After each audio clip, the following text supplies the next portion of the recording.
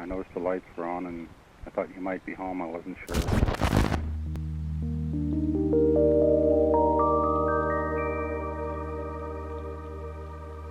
El cine ha entrado en decadencia. A lo largo de mis 21 años de vida, ese famoso cuestionamiento de que si el cine ha decaído se ha vuelto cada vez más usual, que si no te la encuentras en internet, te la encuentras en una conversación casual. En mi caso, una buena borrachera entre amigos.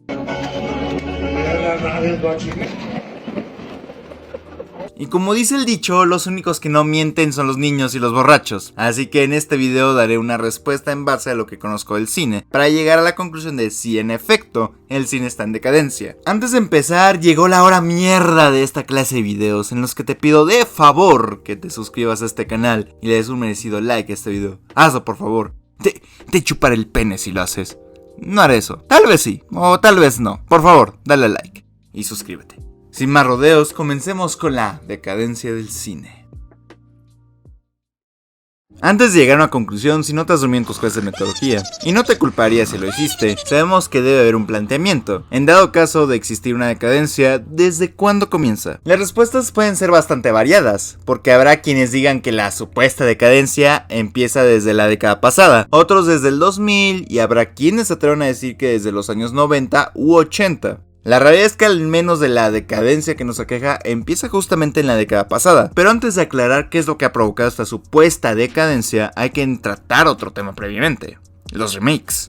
En esta instancia del tiempo, la palabra remake está relacionada con algo malo, algo salido de tus peores pesadillas protagonizadas por Freddy Krueger o el Vecna. Pero por un tiempo de atrás del 2010, esto era muy distinto. De hecho, varias de las películas más celebradas hoy en día resultan ser un remake de una película pasada o de otra región del mundo. Este último pasaba más por cuestión de distribución, pero eran súper populares en su país de origen, así que tuvimos estos remakes para compensar justamente eso, que algunos pueden funcionar bien y otros pueden que sean el pináculo del cringe y la mediocridad.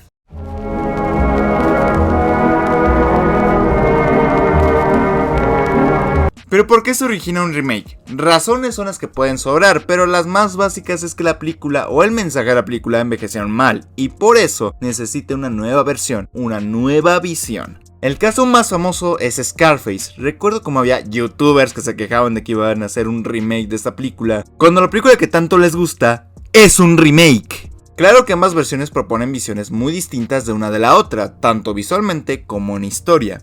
En la primera versión se denunciaba a la mafia italoamericana, como fueron varias de su género, y no hace falta decir cuál fue la más emblemática.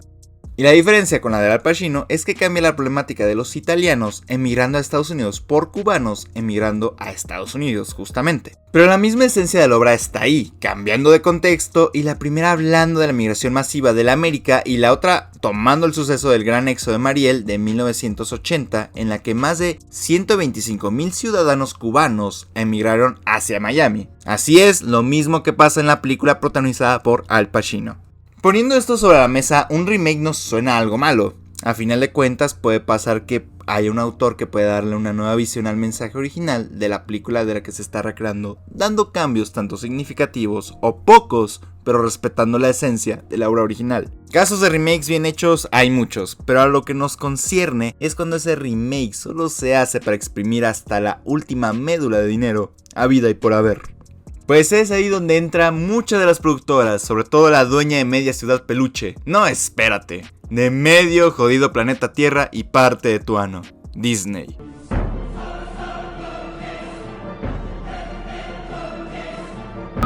Disney es del diablo.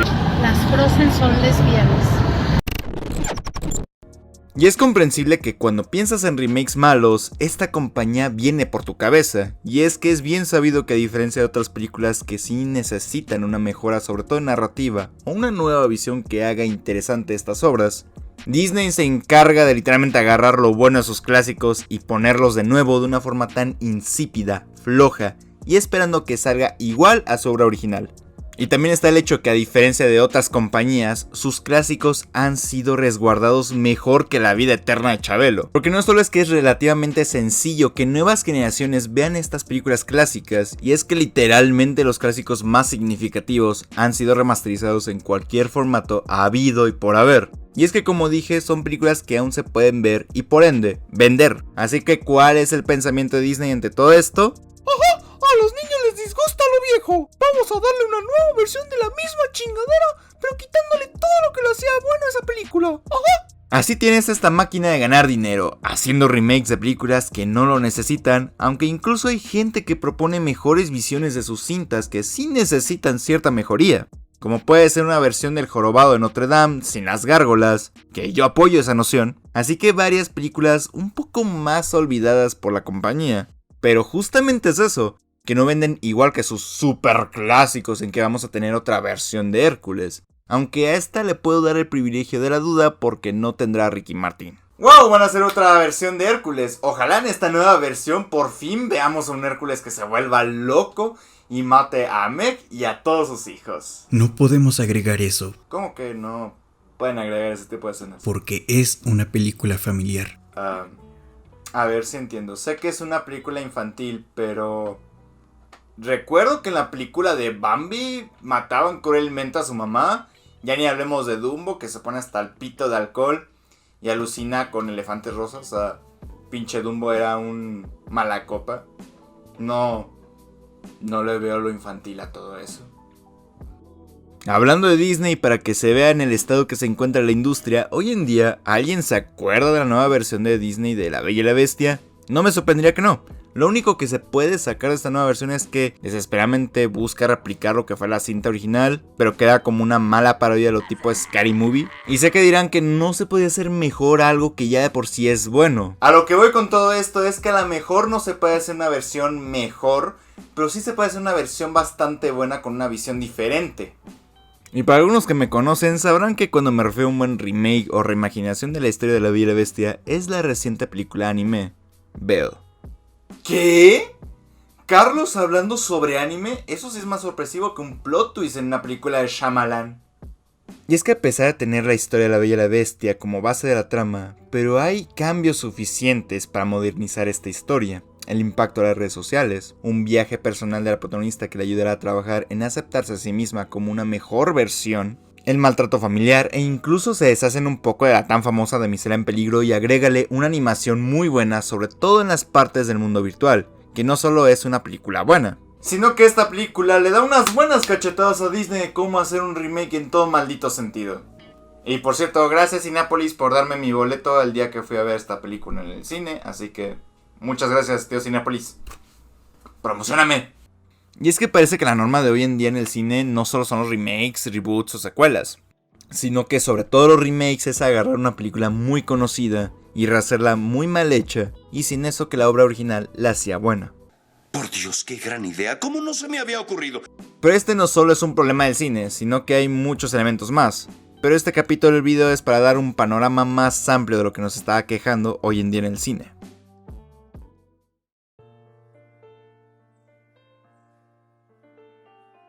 Decir que antes las cosas eran originales es mentira, ya que para muchas historias agarran elementos de otras para concretarse. Sin embargo, la premisa no es lo importante, sino cómo cuentas esa historia y sobre todo, cómo la plasmas en pantalla grande. Y ahí uno de los principales problemas que hay actualmente, y es que ahora el cine busca priorizar la premisa antes de la película en sí misma. Si bien tener una premisa interesante no tiene nada de malo, porque yo como pseudo licenciado que ya se graduó de la carrera de comunicación, conozco que hay que hacer material interesante para que la gente vaya a verla. Sin embargo, ahora lo que vemos es más premisas interesantes y trailers llenos de luces, escenas épicas y música épica, pero una historia mediocre con nulo desarrollo y personajes que no son interesantes, siendo que parecen que te promocionan más un super juguete nuevo antes que una película. Y aclaro que querer vender una película de una manera emocionante o épica no está mal. A final de cuentas hay historias que requieren eso, porque es parte de su esencia. Pero si no te encuentras con trailers repletos de spoilers, te vas a encontrar con trailers llenos de energía. ¿Esto no les recuerda a algo? No se dejen engañar. Es la misma tonta Baby Malibu con un sombrero distinto. Sigue teniendo todos los horrendos estereotipos de antes. Pero el sombrero es nuevo. La quiero. Y es que el problema de hoy en día con el cine es que ya no se le ve como eso, como cine, sino como un producto más que tiene que vender para justificar la producción de otro producto con fórmulas mágicas que aseguran el éxito para un metraje. Y vuelvo a remarcar lo obvio, no hay nada de malo que una película venda. A final de cuentas, un cineasta como cualquier artista busca vivir de su arte. No se hace el arte para uno mismo, sino que la obra, el mensaje se hace para que otros puedan apreciarlo a su propia manera de percibir el mundo. Pero lamentablemente en estos años permitimos una tendencia muy fea dentro del cine, y es la sobrecomercialización del arte. Un ejemplo más conciso es que contrates a Gordon Ramsay para que te prepare un sándwich, pero con los estrictos requisitos que le pediste, limitando el potencial que tiene su trabajo. Y es por eso que muchos directores de cine han criticado el cine de Marvel, y de Disney en general. Porque al igual que muchas de estas franquicias, que sobre todo lo que se han convertido hoy en día representan todo lo que ha afectado al cine, la comercialización y las fórmulas. Y es que llegamos al punto en el que un mercadólogo tiene más poder en la realización de una obra que el propio artista. ¿Con qué se tiene que seguir una fórmula narrativa al pie de la letra por la familiaridad que ésta representa al espectador? Como el hecho de tener que meter o quitar elementos que el autor no quiere agregar o quitar.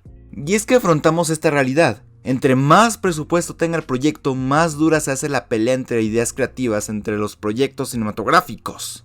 Por eso se ve con más frecuencia directores saliendo de proyectos o de directores en el eterno debate de Scorsese y Marvel.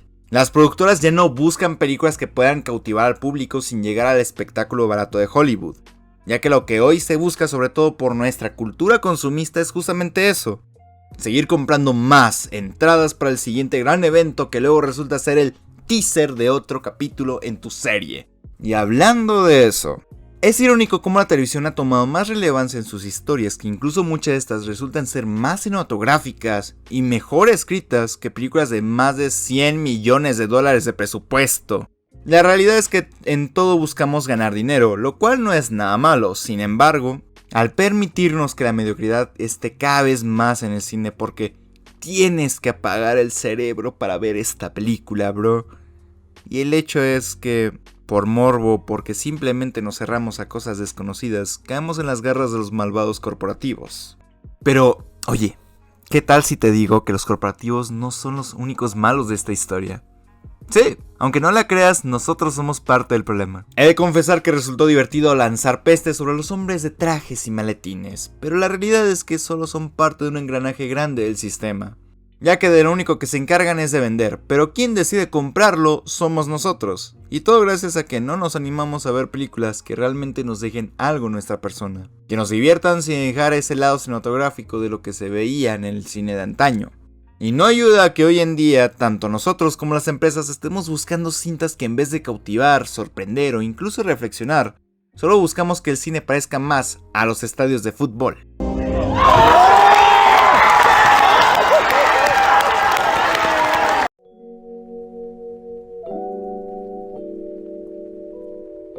Esta frase es lo que más has escuchado hasta el cansancio, pero siempre se dice para denotar que el cliente es mucho más vergas que el que vende. Pero en el cine no siempre es así, y esto lo hemos visto mejor con secuelas de películas hechas en los 2000. ¡Ah! ¡Qué tiempos aquellos!, ¿verdad? Cuando éramos unos morros mecos de 14 años en la secundaria y pedíamos secuelas de películas que realmente no lo necesitaban porque un vato pendejo en una página de Facebook lo decía de ¡ay, qué interesante sería tener esta película! Sí, qué chido, qué chida.